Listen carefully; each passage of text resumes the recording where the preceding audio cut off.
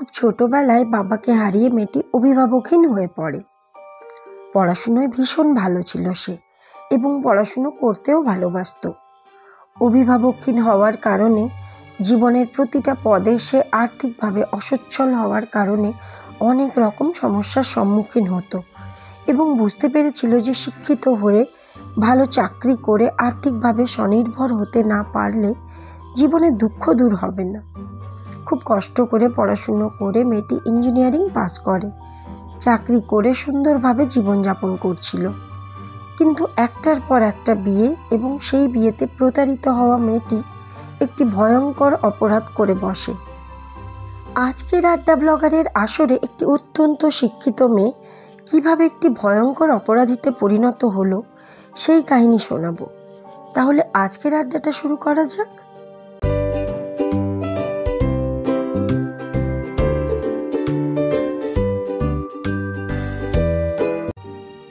নমস্কার, সবাইকে স্বাগত জানিয়ে আড্ডা ব্লগারের নতুন একটা পর্ব শুরু করছি। নিহারিকা নামে একটি মেয়ে ব্যাঙ্গালোরে বাস করত। সাধারণ মধ্যবিত্ত পরিবারের মেয়ে নিহারিকা খুব ছোট্টবেলায় তার বাবাকে হারিয়েছিল। ছোট থেকে অভিভাবকহীন হওয়ার কারণে জীবনে তাকে অনেক রকম সমস্যার সম্মুখীন হতে হয়। সে বুঝতে পারে সব রকম সমস্যার সমাধান একটাই, ভালোভাবে পড়াশুনো শেষ করে আর্থিকভাবে সচ্ছল হওয়া। এমনিতেও সে পড়াশুনোতে খুব ভালো ছিল। পড়াশুনো শেষে ইঞ্জিনিয়ার হওয়ার ইচ্ছে ছিল তার। অত্যন্ত ভালো রেজাল্ট হওয়ার কারণে ভালো ইঞ্জিনিয়ারিং কলেজে ভর্তি হওয়ার সুযোগ সে পায় এবং ইঞ্জিনিয়ার হওয়ার স্বপ্ন পূরণ হয় তার। পড়াশুনো শেষ করে ভালো চাকরি সে পেয়েও যায়। কিছুদিন চাকরি করার পরে সে ভাবে এবার বিয়ে করে সংসারে থিতু হওয়ার সময় এসে গেছে তার। এরপর সে যার সাথে তার প্রেমের সম্পর্ক ছিল তাকে বিয়ে করে এবং তারা সুখে সংসার করতে থাকে। কিছুদিন পর নিহারিকার একটি সন্তানও হয়, কিন্তু তার অল্প কিছুদিন পরেই স্বামীর সাথে বিভিন্ন কারণে তার তীব্র অশান্তি শুরু হয়। দিনে দিনে সেই অশান্তি এতটাই তীব্র হতে থাকে যে নিহারিকা তার স্বামীর থেকে ডিভোর্স নিয়ে নেয়। চাকরি তো সে করতই, সে কারণে খুব একটা সমস্যা ছিল না। এরকমই একটা সময় কোনো কাজের সূত্রে নিহারিকা ব্যাঙ্গালোর থেকে হরিয়ানাতে যায়। সেই সময় হরিয়ানাতে তার সাথে একজন ব্যক্তির আলাপ হয় এবং তাদের মধ্যে গভীর বন্ধুত্বও হয়। কিছুদিন পর তারা বুঝতে পারে যে তারা দুজন দুজনের প্রেমে পড়েছে। তারপরে তারা বিয়ের সিদ্ধান্ত নেয় এবং নিহারিকা এই দ্বিতীয় বিয়ে করার পরে হরিয়ানাতে কিছুদিন বসবাসও করে। সব কিছু ঠিকঠাক চলছিল। নিহারিকা ভাবলো বিয়ে যখন হয়েই গেছে তখন ব্যাঙ্গালোর ছেড়ে পাকাপাকি হরিয়ানাতে শিফট করা যেতে পারে। কিন্তু তার কপাল মন্দ। সে যখন পাকাপাকিভাবে হরিয়ানাতে বসবাস করার কথা ভাবছে, এরকমই একটা সময় সে জানতে পারে তার দ্বিতীয় স্বামী একজন ঠকবাজ।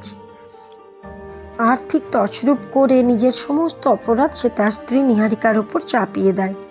তদন্তে পুলিশ জানতে পারে আর্থিক তছরূপের সমস্ত রকম কাগজপত্রে নিহারিকার সই ছিল।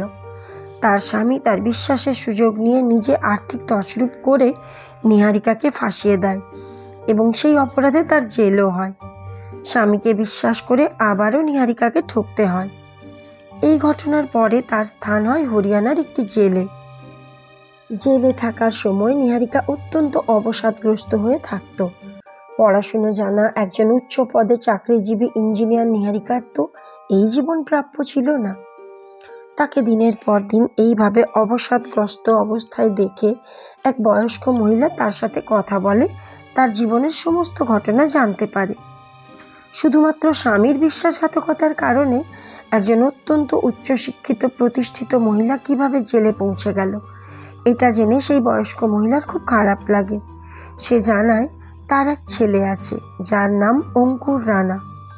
জেল থেকে ছাড়া পাবার পরে কোনো রকম অসুবিধে হলে নিহারিকা যেন সেই বয়স্ক মহিলাকে জানায়। তিনি তার ছেলে অঙ্কুরকে বলে যথাসাধ্য সাহায্য করার চেষ্টা করবে। তারপর নিহারিকা শাস্তির মেয়াদ ফুরোলে বাইরে আসে এবং অঙ্কুর রানার সাথে দেখা করে। বিভিন্ন প্রয়োজনে অঙ্কুর আর নিহারিকার মাঝে মধ্যেই দেখা হতো। কিছু সময় পরে নিহারিকা এবং অঙ্কুরের মধ্যে একটা প্রেমের সম্পর্ক তৈরি হয় কিন্তু দুটো সম্পর্কে ইতিমধ্যে ধাক্কা খাওয়ার কারণে নিহারিকা খুব সাবধানে এই বিষয়ে সিদ্ধান্ত নেয়। সে ঠিক করে এই মুহূর্তে এই প্রেমের সম্পর্ককে সে কোনো রকম পরিণতি দেবে না এবং সে হরিয়ানা ছেড়ে আবার তার নিজের জায়গা ব্যাঙ্গালোরে ফিরে যাবে। তার এই সিদ্ধান্ত সে অঙ্কুরকে জানায় এবং অঙ্কুরের কাছ থেকে কিছু সময় চায়। তারপরে নিহারিকা ব্যাঙ্গালোরে ফিরে গিয়ে সেখানে আবার একটা কোম্পানিতে চাকরিতে যোগ দেয়। সেখানে 30 বছর বয়সী নিহারিকার সাথে আলাপ হয় রমেশ নামের 54 বছর বয়সী একজন অত্যন্ত বিত্তশালী ব্যবসায়ীর সাথে। রমেশ একজন বিবাহিত ব্যক্তি ছিল এবং নিহারিকার সাথে তার প্রায় 24 বছর বয়সের ব্যবধান ছিল। কিন্তু রমেশের নিহারিকাকে ভীষণ ভালো লাগতো, সে কারণে সে নিহারিকার খুব খেয়াল রাখত, তার জন্য দামি দামি উপহার কিনত এবং তাকে লং ড্রাইভে নিয়েও যেত। নিহারিকাও ব্যাপারটা খেয়াল করে, সে বুঝতে পারে রমেশ তাকে খুবই পছন্দ করে। তার সম্পর্কে খোঁজ নিয়ে নিহারিকা জানতে পারে যে রমেশ একজন কোটিপতি ব্যবসায়ী। অনেক ভেবে নিহারিকা সিদ্ধান্ত নেয় যে জীবনে সে অনেক কষ্ট ভোগ করেছে, এবার একটু ভালোভাবে সে বাঁচতে চায়। রমেশের বয়সটা তার কাছে কোনো ব্যাপারই নয়। রমেশ হলো আর্থিকভাবে একজন অত্যন্ত সচ্ছল ব্যক্তি, অতএব সে তার কাছে সুখে থাকতে পারবে। তারপর দুজনের মধ্যে বন্ধুত্ব আরও গভীর হয় এবং সেই বন্ধুত্ব পরে প্রেমের সম্পর্কে গড়ায়। রমেশের দিক থেকে গভীর ভালোবাসা থাকলেও নিহারিকার দিক থেকে বিষয়টা শুধুই আর্থিকভাবে লাভবান হওয়াই উদ্দেশ্য ছিল। তারপর তারা দুজন বিবাহ বন্ধনে আবদ্ধ হয়, কিন্তু রমেশ তার প্রথম স্ত্রীর কাছ থেকে কোনো রকম ডিভোর্স নেয় না। রমেশ ছিল নিহারিকার তৃতীয় স্বামী আর নিহারিকা ছিল রমেশের দ্বিতীয় স্ত্রী। তারপর সব কিছু স্বাভাবিক থাকলেও নিহারিকা পরিকল্পনা করতে থাকে কিভাবে রমেশের সম্পত্তি হাতানো যায়। কিছুদিন পরে সে বুঝতে পারে রমেশের সম্পত্তির মালিকানা পাওয়া এতটাও সহজ হবে না, কারণ রমেশের প্রথম স্ত্রী এবং সন্তানেরও তার উপর অধিকার রয়েছে। রমেশের একটা সম্পত্তি ছিল যার মূল্য ছিল প্রায় 8 কোটি টাকা। একদিন নিহারিকা রমেশকে বলে সেই 8 কোটি টাকার সম্পত্তিটা রমেশ যেন তার নামে করে দেয়। উত্তরে রমেশ জানায় এত তাড়াহুড়ো করার তো কিছু নেই, তার যা কিছু আছে সব কিছুই তো তার স্ত্রী আর সন্তানদের। কিন্তু নিহারিকা জানত দ্বিতীয় স্ত্রী হওয়ার কারণে রমেশ যদি নিজের থেকে তাকে কিছু দিয়ে না যায় তাহলে আইনত সে প্রায় কিছুই পাবে না। সে ভাবল যদি রমেশ কোনো উইল করে দিয়ে যায় বা রমেশের স্বাভাবিক মৃত্যু হয় তাহলে তো তার উদ্দেশ্য সফল হবে না। সে কারণে উইল হওয়ার আগে অথবা রমেশের স্বাভাবিক মৃত্যু হওয়ার আগে তাকে রমেশকেই রাস্তা থেকে সরিয়ে দিতে হবে, তাতে অন্তত এই 8 কোটি টাকার প্রপার্টিটা তার দখলে থেকে যাবে। এই উদ্দেশ্য নিয়ে সে তার পুরনো প্রেমিক হরিয়ানার অঙ্কুর রানাকে যোগাযোগ করে এবং তার সমস্ত পরিকল্পনার কথা জানায়। সঙ্গে এটাও সে জানায় যে রমেশের মৃত্যুর পরে তার প্রপার্টি হস্তগত হলে সে অঙ্কুরকেই বিয়ে করবে। পরিকল্পনা মতো অক্টোবর মাসের 1 তারিখে নিহারিকা অঙ্কুরকে ব্যাঙ্গালোরে আসতে বলে।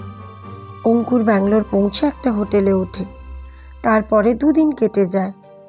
3 তারিখে নিহারিকা রমেশকে বলে অনেক দিন হলো আমরা কোথাও ঘুরতে যাই না, তুমি কি আমায় লং ড্রাইভে নিয়ে যাবে?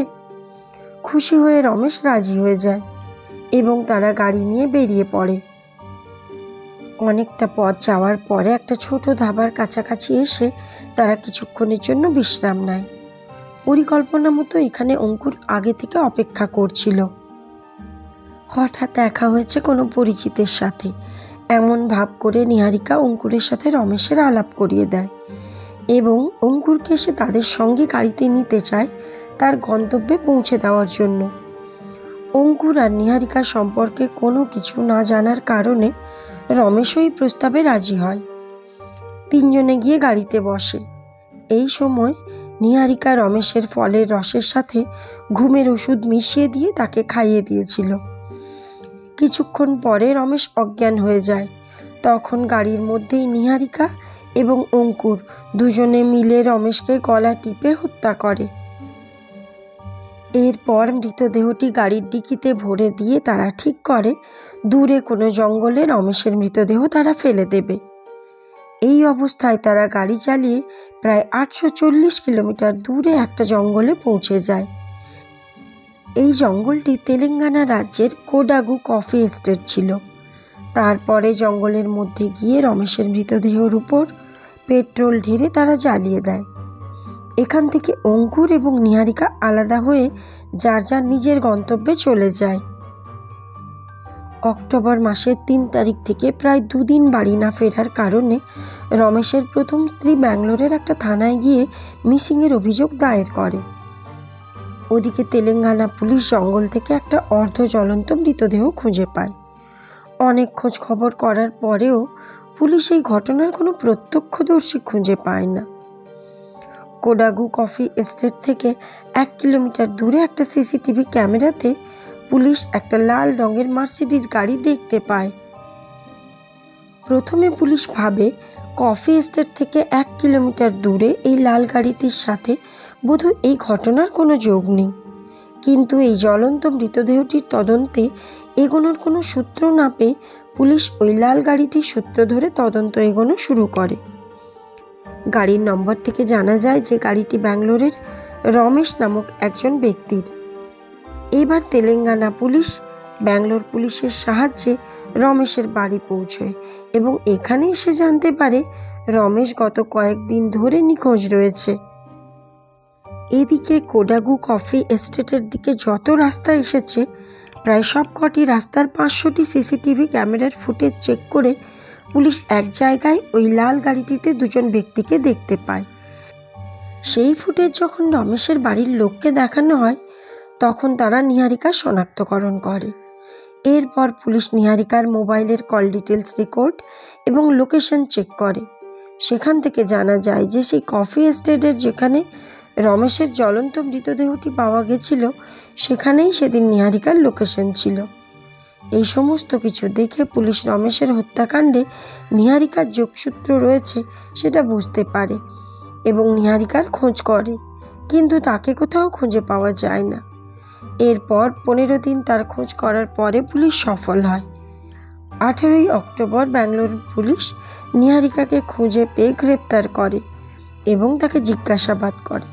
প্রথমে সে কিছুতেই স্বীকার করে না যে রমেশের হত্যাকাণ্ডের সাথে তার কোনো রকম যোগসূত্র রয়েছে, কিন্তু পুলিশ যখন পুলিশি কায়দায় জিজ্ঞাসাবাদ করে তখন নিহারিকা স্বীকার করতে বাধ্য হয় এবং তাকে এই কাজে সহযোগিতা করার জন্য অঙ্কুর রানাও যে ছিল সে কথাও সে পুলিশকে জানায়। নিহারিকার কথা মতো পুলিশ অঙ্কুর রানাকে হরিদ্বার থেকে গ্রেপ্তার করে। সে ব্যাঙ্গালোর থেকে হরিদ্বারে চলে গেছিল। তদন্তে পুলিশ আরও জানতে পারে যে মৃতদেহ পেট্রোল দিয়ে জ্বালানোর সময় একজন পশু চিকিৎসক ডক্টর রামমূর্তি নিহারিকা এবং অঙ্কুরকে সাহায্য করেছিল। পরে পুলিশ তাকেও গ্রেপ্তার করে। জিজ্ঞাসাবাদে নিহারিকা পুলিশকে জানায় যে একটার পর একটা বিয়ে এবং স্বামীদের বিশ্বাসঘাতকতা তাকে ভেতর থেকে ভেঙে চুরে দিয়েছিল। তারপরে সে সিদ্ধান্ত নেয় এমন একটা বিয়ে করবে যেখানে টাকা পয়সার কোনো সমস্যা হবে না এবং সেই টাকা দিয়ে সে বাকি জীবনটা সুন্দরভাবে কাটাবে। আর্থিক সচ্ছলতার কথা ভেবে সে তার থেকে 24 বছর বয়সের বড় একজন ব্যক্তিকে বিয়ে করলেও প্রকৃতপক্ষে সে অঙ্কুরকে ভালোবাসতে শুরু করেছিল। পরিকল্পনা মতো সব কিছু ঠিকঠাক চললে সে হয়তো চতুর্থ বিয়ে অঙ্কুর রানাকেই করত। এদিকে রমেশের স্ত্রীকে নিয়ে একটা সুন্দর ঠিকঠাক বিবাহিত জীবন ছিল, অথচ সে নিজের থেকে বয়সে অনেক ছোট নিহারিকার প্রেমে পড়ে দ্বিতীয় বিয়ে করলো এবং তাকে নৃশংসভাবে খুন হতে হলো। আর ওদিকে নিহারিকার বিপুল সম্পত্তির অধিকারী এবং চতুর্থ বিয়ে কোনোটাই হলো না। এটাই ছিল আজকের আড্ডা ব্লগারের কাহিনী। এই কাহিনী সম্পর্কে তোমাদের মূল্যবান মতামত অবশ্যই কমেন্ট বক্সে জানিও। ভিডিওটা ভালো লাগলে একটা লাইক করো, শেয়ার করে অন্য সবাইকেও এরকম একটা ভয়ঙ্কর ঘটনার কথা জানার সুযোগ করে দিও। ফেসবুকে দেখলে প্লিজ ফলো করো আর ইউটিউবে দেখলে সাবস্ক্রাইব করো। দেখা হবে আড্ডা ব্লগারের নতুন একটা পর্বে। এই ভিডিওটা সম্পূর্ণ দেখার জন্য আমি দীপান্বিতা সবাইকে অসংখ্য ধন্যবাদ জানাচ্ছি।